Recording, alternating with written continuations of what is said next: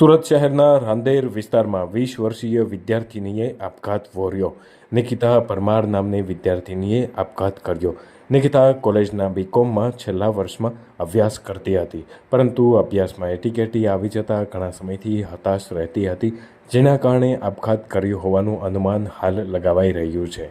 આ સમગ્ર મામલે હાલ તપાસનો ધમધમાટ શરૂ છે।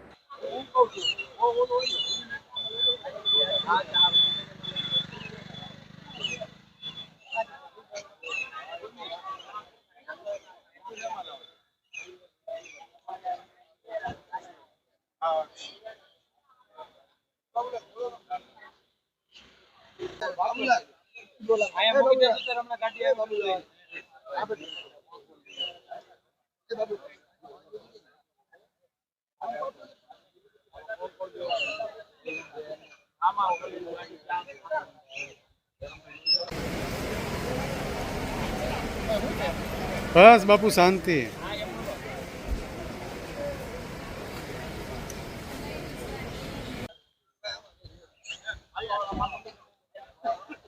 કેમ કરવું એમ બે હવે પણ આવે